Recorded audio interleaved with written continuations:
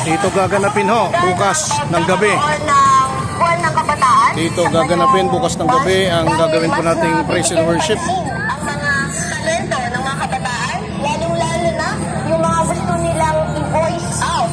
At lalong-lalo Yan. na para ma-share kung ano pa yung mga gusto Bukas nilang ng gabi. i-pating para sa mas mga Nawa nakakasalanan. magpadala ang Diyos ng maraming makikinig. Talento nila na dapat Ito yung praise and worship.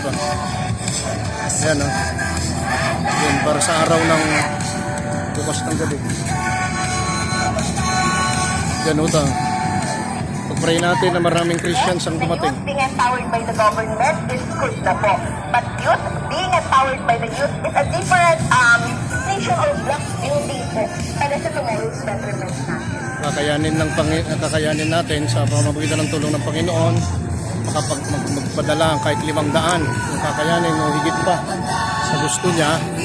Malaking tulong ho na may gospel ay may parating. Super active ng mga kabataan. At bilang parte ng kabataan, ay nagpapasalamat ako dahil nabigyan kami ng pagkakataon para ma-recognize din ng ating LGU. At nagpapasalamat talaga ako sa ating LGU kasama ni ating Mayor Sheila Stan. And of course, sa mga katuwang natin na LYCO and of course, sa ibang Yan, bukas po ito. Sabi ng Diyos, ganito rin ang panahon.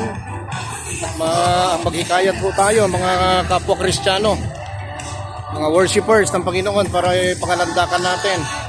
Sasamba tayo sa Diyos na napakabuti. Salamat sa Diyos. Glory to God alone. Glory to God alone.